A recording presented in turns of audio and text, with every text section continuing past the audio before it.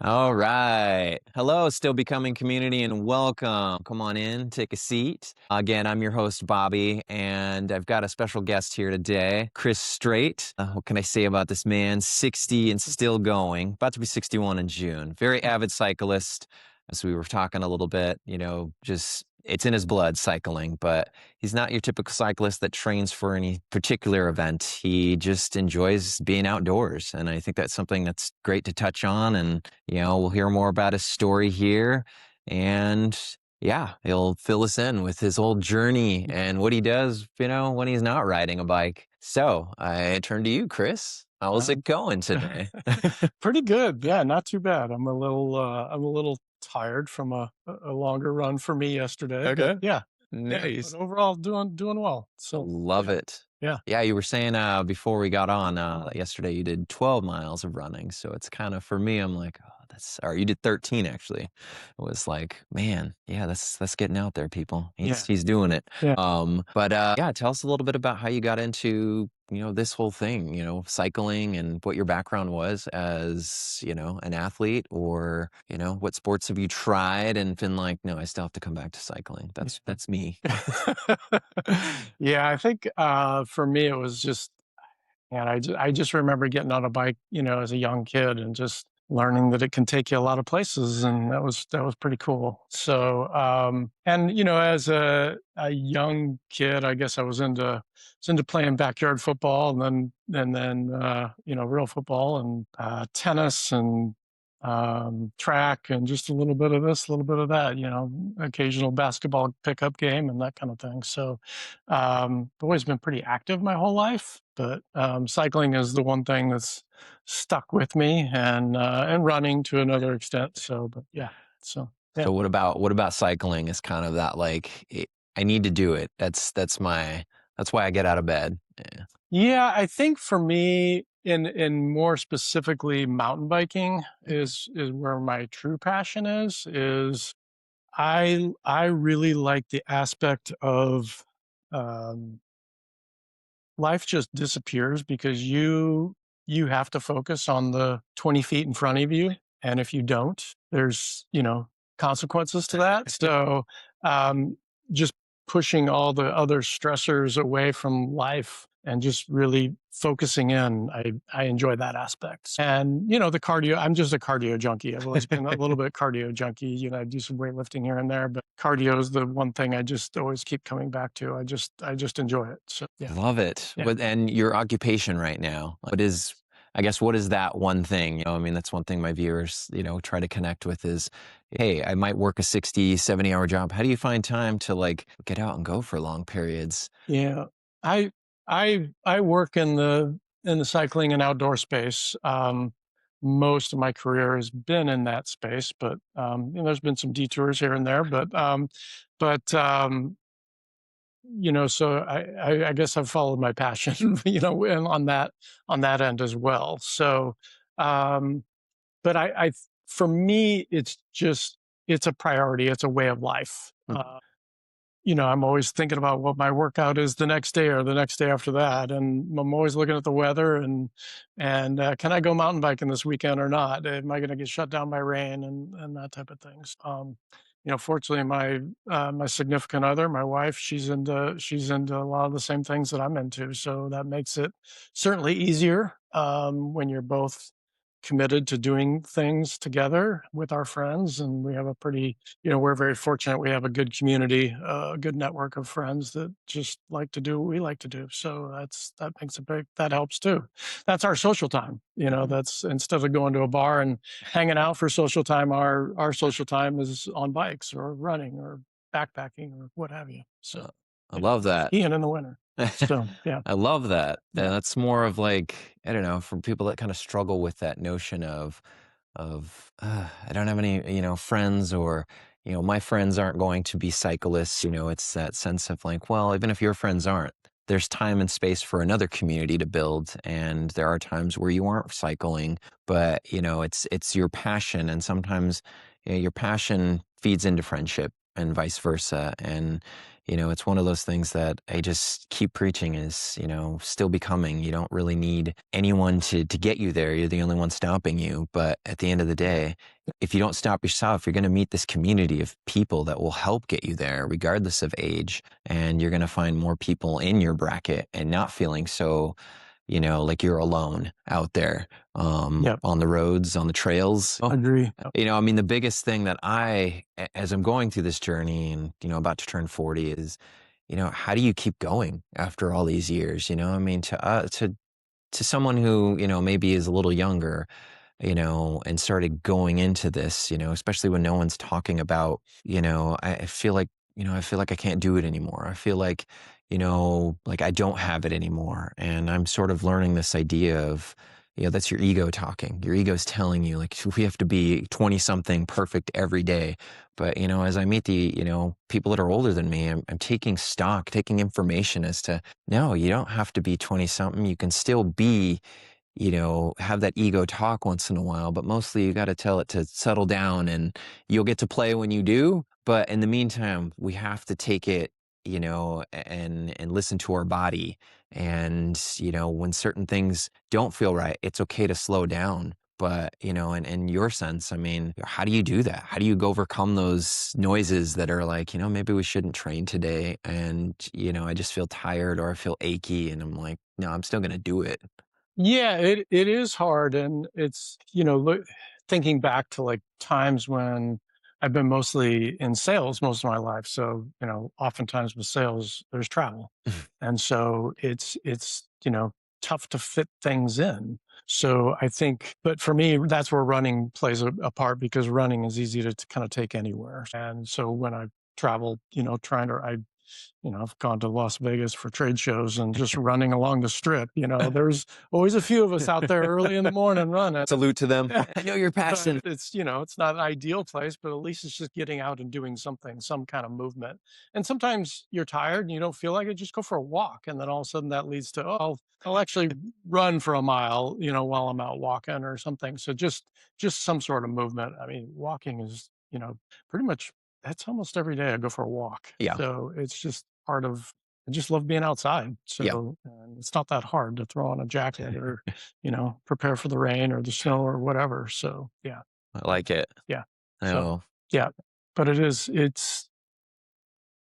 think it's a mindset, it's just a, you make the decision that this is just what you want and what you want to be, but it doesn't always come easy. So yeah, like anything in life, it ebbs and flows and it's not always, it doesn't always roll out perfectly.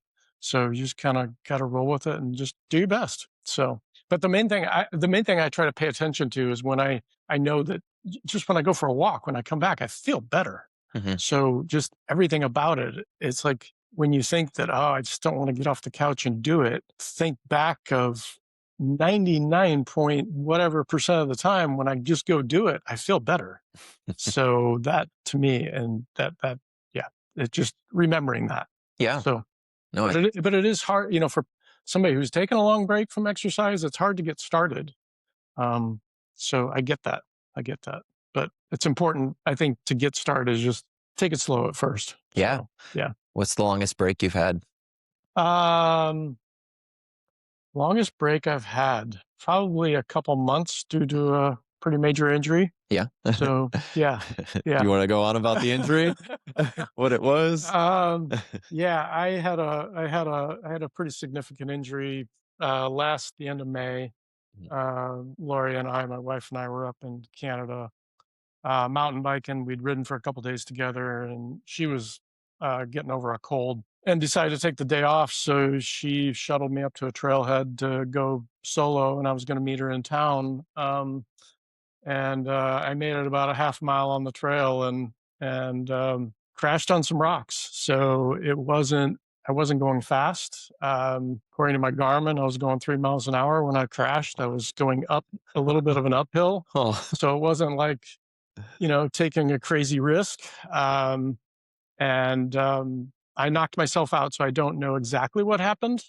It was kind of a weird situation. I'm still struggling with the answer to that question. I'll probably never know. So, but I guess my tires just got hung up on the rocks, and I basically just tipped over. So, Hey. and when I woke up, I was out for about a minute, according to my Garmin again. And when I came to, I thought I was okay. I was with the bike, just like I basically just like poof, just tipped over.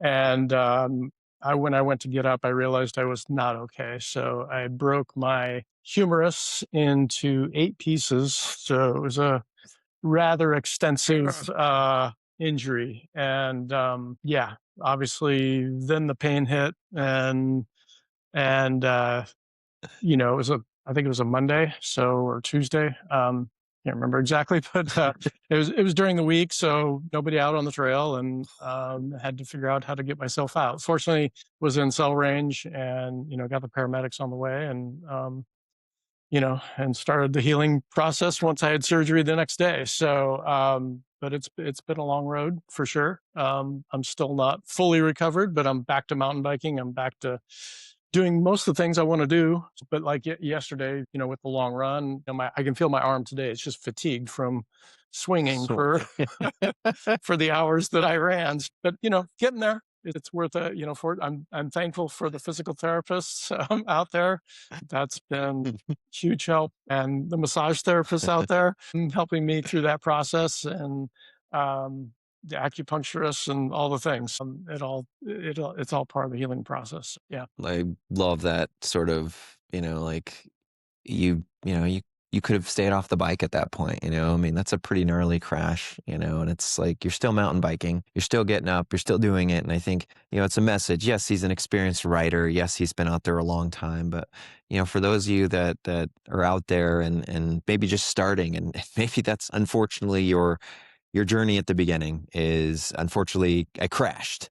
And, I just want to say, like, it can be done. You can get up, even someone, essentially he was 60 when that happened. And most people would see that as like, oh, I'll never be the same again. He's refused to say that is what now defines him. That is now what takes him away from the sport he loves, his passion. And, there's just a message, like it is a struggle. And some years, sometimes you're going to have a really bad accident, but that's no reason to quit. That's no reason to simply, close up shop and say, I don't think mountain biking is my thing. Instead, even the most experienced feel that way and get knocked down. But, I enjoy that story. I mean, to be able to survive it, like, I'm broken, just walk my bike back, Yeah.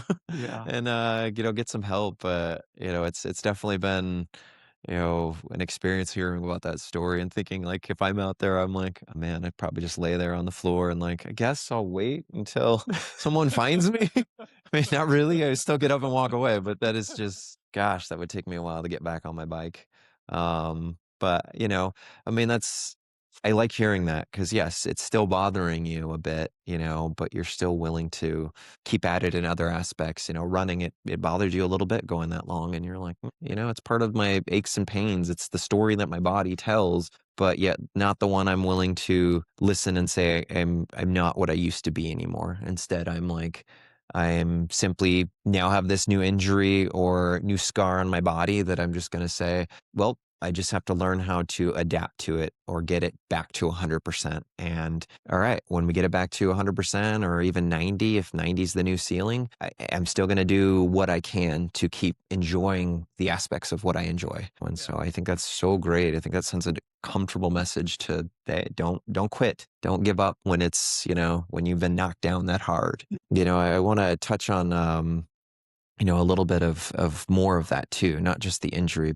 Like as you're starting to know, I mean, you're approaching a new decade, officially 61 coming up, I mean, what does that mean to you as you get older? And I guess, how do you see yourself developing as an athlete as you get older? Because I mean, I'm sure 60 to 65 is, I've talked to my friend and interviewed first on hand, it was like, he didn't notice too much. One of the things he did say was he felt as sore as he did now as he can recall times being in high school that sore. But how he sort of adapts as an athlete is just, as you've touched on a little bit, just letting sort of what needs, what may you be capable for keep going. But I mean, everybody's so different. How do you adapt to aging? Yeah, that's a good question. I think, I think for me, it's just not resigning myself, but just, admitting that I'm just not going to be as fast as I used to be, but that's okay. I'm still out there doing it. There's a little bit of, I guess a little bit of ego tied into the fact that, when you're in your 60s, there's not that many people that are still out there doing Oh. it. So it's a pretty cool feeling when you're out sharing, you run into people on the trail and the vast majority of them are much younger. But I can still, keep up for the most part. And maybe I'm not quite as quick, but I'm still out there doing it. So, Mhm. and I think the main thing is just enjoying it. So, um, I think for me, it's finding just a, not so much tying my happiness into the speed factor. So, just tying my happiness into just being out there and enjoying it and enjoying flowers blooming along the side of the trail or, what have you. So, um, yeah, I think that's a big part of it for me. Yeah. So, yeah. Yeah, what do you do? I guess another part on that is what do you do when sort of that ego does come about and maybe you don't hit that, man, I didn't get it today, or I'm frustrated because I know I'm faster than that, but it just plays on with everybody, especially anybody doing, weights as you get older or strong. I'm not that, and maybe it's not just that, maybe it's just that day in particular. But I mean, there are those changes. You're obviously noticing them, but like how do you kind of keep that ego boxed up to where it's not so prevalent and taking over your life. And now you're not as interested in what you do because you're letting that more funnel into your decisions. Yeah. Um, I I think it's, it's an individual thing, but I think for me, it's just a little bit letting go of the competitive side, and I'm probably more competitive with myself than anything. I mean, I have done competitive things in my past, from mountain bike races or cyclocross racing or short track racing, which is a mountain bike event, and occasional trail running, races and that type of thing. Um, and I think I always took the training very seriously leading up to those events. Hmm. But for me, it's not. That's not the driver for me. The driver is just getting out there and spending time in the woods more than anything. I just really enjoy it. So, um, I yeah, I don't know. I think for me, just how do I let go of the ego? I think you just put it in a box for me, and just say, hey, this is not what is important. And I remember when I was racing cyclocross, I got to the point where, and I'd done fairly well, but I got to the point, it's like, does it really matter? Is it going to matter when I'm 75 if I got third or if I got 30th? Is that going to matter? So I don't know. I just kind of developed switch that attitude of just like just being out there doing something you enjoy is what matters. And I know that I get a I get a lot of enjoyment of being outside, but I also get a lot of enjoyment of pushing myself and challenging myself. And yeah, like yesterday, I felt great for the first 2 hours of my run. And the last 30 minutes, I just felt terrible. Oh. So it was like, wow, I'm really slowing down a lot. It's just, but I also went into the run with tired legs. So it's like, Mhm. of course. So it's just like I didn't go in fresh, but that's just the way it is sometimes. But I, got through it, finished, got home, and Yeah.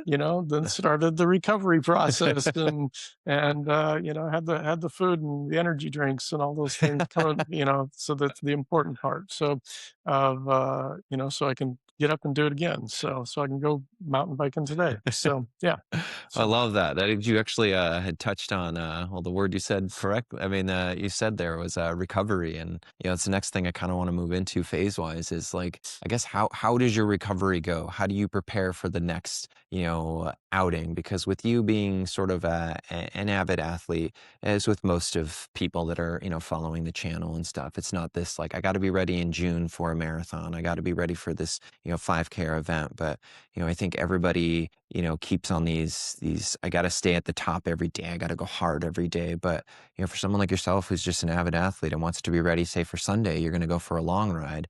How do you sort of maneuver that and make sure you don't do too much during the week to enjoy that long weekend ride? How does that play into everything? yeah, recovery is huge. I um in the mountain biking world, there's an individual, Ned Overend, who is older than me, and I had the fortunate um, fortunately to be at a race many, many years ago with him and shared a beer with him at the bar. He was such an inspiration, world champion, just an amazing athlete. But he's still just, in his, I think he's late 60s now. He lives in Durango and he's just always doing things. But I always remember him saying, you don't get stronger by doing it every day. You get stronger when you recover.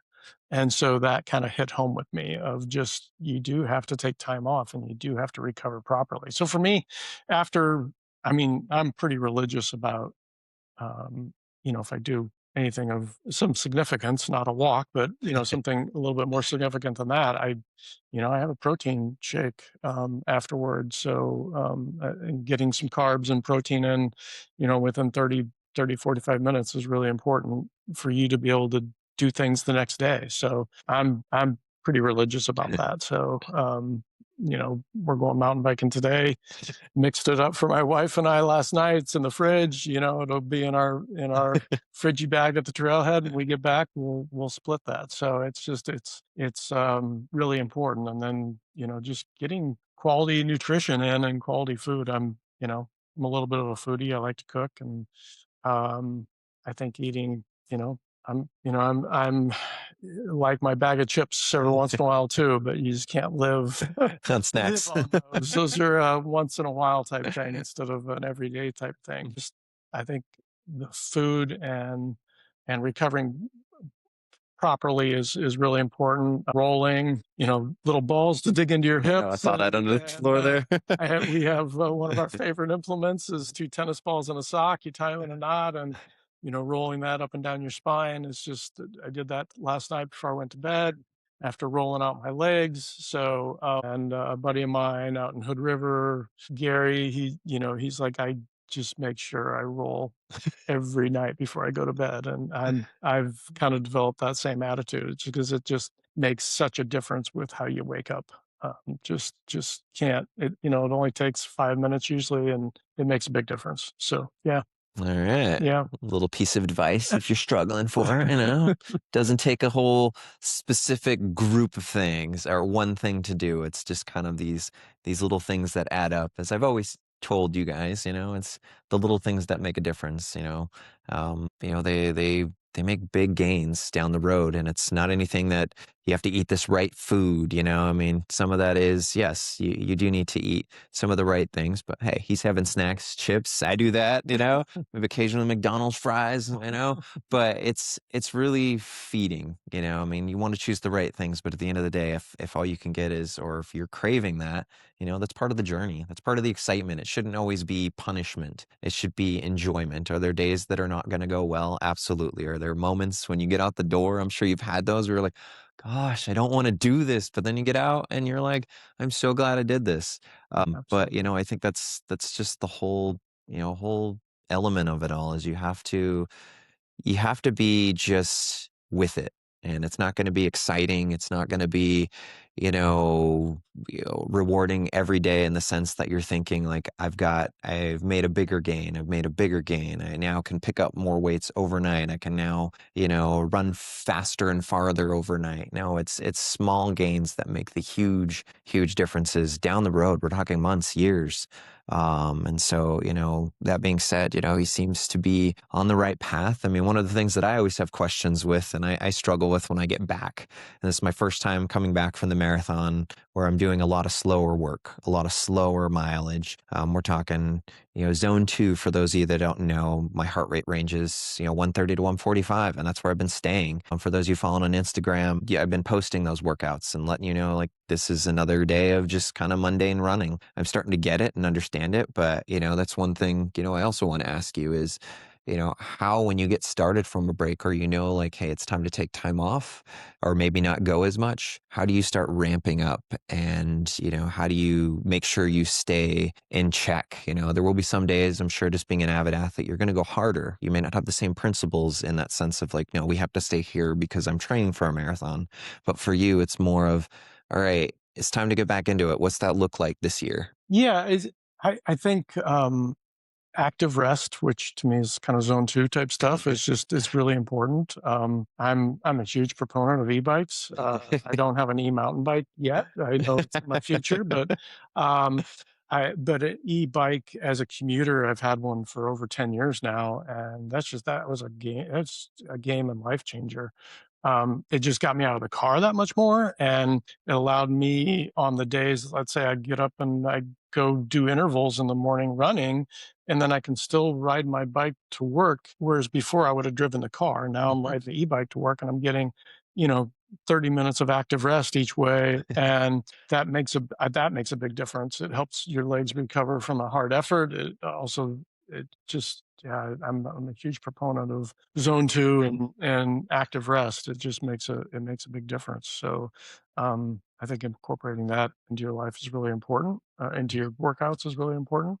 Um, and then, yeah, I have some goals for the summer of some longer rides I want to do and longer runs. My daughter, um, fortunately, she's into running and she's getting more into trail running now, which is cool. And I did her first marathon. A couple of years ago, I did that with her, which was pretty awesome. And she wants to do another marathon this summer, but a trail marathon. So I'm trying to get in shape for that. I got a little nagging knee thing going on. I'm working on. You're helping me work on. And but I think for me, it's just keeping um, my eye on those goals and doing the slow ramp up of workouts and making sure I'm incorporating long runs and long rides you know every few weeks type thing, usually on the weekends. And then just sprinkling in some speed work and then a lot more of the active rests. As I've aged, the rest part is becoming more and more critical. You can't go hard day in and day out. It takes a bigger toll as you age. It's definitely one thing I've definitely noticed. You're slowing down a little bit. But it's not like you just drop off a cliff when you get to 55 or 60 No. or whatever. Even though you might think that. Yeah. The people out there, no, it is not. It's not. It definitely is not a cliff. It's a slow taper, and just learning to accept that. Yeah, but I think as you age, I think the speed work still has to be there. Getting your heart rate up, doing intervals is super important. All the science backs that up, and the data backs that up, and then the zone twos and the active rest, I think, is equally, if not more important. So, Yeah. so That's huge. yeah. How do you know when you're pushing too much? I'm a little bit of a data junkie, Okay. so I have a watch on my wrist that's always keeping track of things, and my sleep. And while the sleep data, I think the science around the sleep data on these instruments, it's not 100% accurate, but it gives you things to compare against over time, basically. And so as long as you don't believe it 100%, I think, it just gives you some guardrails. And I think I definitely pay attention to that, what my sleep numbers tell me every morning. And so, and it'll tell you if you're overtraining. But like yesterday, it did not want me to do a long run, but I went for a long run anyway. Sometimes you have to say, I know best. Exactly. So I don't always listen to what it tells me. And some days it'll tell me to go do intervals. I'm like, no, I'm not doing intervals today. So yeah. It doesn't own me. Yeah. So fortunately, I've been doing this long enough. I kind of know what works for me and what doesn't. So and that's just trial and error. You just kind of listen to your body. And that's another big part of this, is just paying attention to your body and paying attention to what it's telling you. So, and if you get injured, to me, it's not telling you to stop. It's just telling you to figure out why it led to that and what you can do to fix it and tweak it and change it. So it doesn't mean give up. So another part of that is, how long do you give something a chance or like a path before you're like, no, I think we need to change it up. Do you, I know you being a data guy, sometimes that can be off, but at what point do you kind of say, I think we need to bag this type of, training stimulus I'm on. Like I feel like, every 10 days, I think it's great to do something fast. And then maybe every 8 days, we'll do something mildly fast. But then that's not working. I got to change it up. So at least how long do you kind of give something, Mm, a chance before you're like, eh. that's a good question. I would say a couple weeks, Yeah. and checking in with your body and Hmm. what it's telling you. Yeah, I think you kind of learn things within a couple weeks of trying something new. Yeah. So yeah, so I would say on that question too, because I know I don't want to get in trouble. But my wife too is like sometimes, I see her and I do want to get her on the show, and just kind of her story's incredible too. But like, I know she can be, for me, she can be the voice of reason. I've taken so much notes from her over the years of this, like, I still know to add my touch to it, that hard, like, I know when to fight, and for her, it's kind of this like she enjoys just being active. And I take so much pride in that because I'm like, I want to be there. I want that. I do. But there are some times where I bite off a bit more than I can chew with my working out. And I hear her in my voice, I hear her in my head, and I'm like, I know I shouldn't have gone that hard, or I shouldn't have done that. Like, who is your kind of guiding, person that sometimes will kind of pop in and say, yeah, let's take it slow today, or let's take it slow this month, or it sounds like you do need a break, yeah. maybe cut it back a little bit. Who is that? Yeah, another buddy of mine, Mark, Mhm. he's the one that got me into trail running many, many years ago, Okay. thankfully. Thank you, Mark. And he always one of the things he always says is speed kills. And he doesn't mean like going and doing intervals kills, but Yes. going too fast too often leads to a lot of injuries. And I do agree with him. And I have seen that when I've been ramping things up a little too much, a little too often, Hmm. I'll typically start having nagging injuries. So yeah, I've definitely seen that. So yeah, that's who I think of when yeah. So yeah, Well, that's yeah, awesome. I love it. I mean, yeah, everybody's got a friend to rely on, or, partner to rely on to help them through those moments, yeah, when you personally can't turn that off. yeah, I think there's nothing wrong with that. There's nothing wrong with having some outside influence to get you through those times when you are afraid to sort of step in and say, I need to stop for my own good. I need to stop just to take a break for, my own mental health, because yeah, I know a lot of times people will use the exercise as mental, release, but I think sometimes it can also borderline in those moments of it's too much. You need to back off. You need to have that voice of somebody to simply say, pull you back and say, it's okay. yeah, It's okay to just kind of sit with us and drink a beer, or, have some coffee and just exist. It yeah, doesn't always have to be this, 100%. Sometimes resting is 100%. It's a weird notion to think about, but yes, yeah. sometimes that is. Yeah, the other thing I think of, there's I don't know who said it originally in cycling, but it's a pretty common thing in the cycling world, especially in the roadie world of is back to recovering and rest is Mhm. if you can stand, sit. And if you can sit, lay down. So That's awesome. I'll have to remember that sometimes. yeah. Yeah. So, even though apparently, sitting is the new smoking with regards to, being too often in a chair, but if you are an athlete, sitting and laying, it does have its place for sure. Well, thank you, So, Chris. Before we wrap this up, a couple of, questions that are more on the fun side, is, I guess if you could like invent some sort of sport that you would incorporate your passions, I guess what three would those be? And how would you go about creating that? I think fortunately there's a lot of, if you don't have your significant other or a group of friends that are doing the thing that you want to get into, there are people out there doing that. And there's I think just look into your search online in your community, your running store if you're into running. I mean, most of the running stores, they have organize community gatherings once or twice a week where, hey, we're going to get together at 5 o'clock this afternoon and go for a trail run. And so I think looking for those groups where it doesn't have to be signing up for an event. Mhm, If that's what motivates you, then do it. mhm. But I think, just trying to tap into other people, sometimes it helps to have other people holding you accountable, to say, I want to go for a run this Saturday. And so if you have somebody that's going to meet you at 9 o'clock to go for a run, as opposed to you doing it by yourself, sometimes you get out of bed and you're like, I'm just not going to do it today. But if you're meeting somebody to be there at 9 o'clock, then I think that helps you be accountable, and you just enjoy it a lot more. But on the weekends, I'm almost always doing things with other people. So I think that's a big part of it. If you want to jump in, just find a group to help you enjoy it.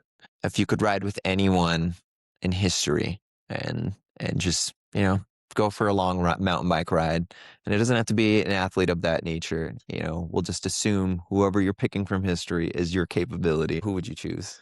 Oof, that's a tough one. I There's a athlete that I follow online, and he lives in Squamish, and his name's Remy Metalier, I think is how you pronounce his last name.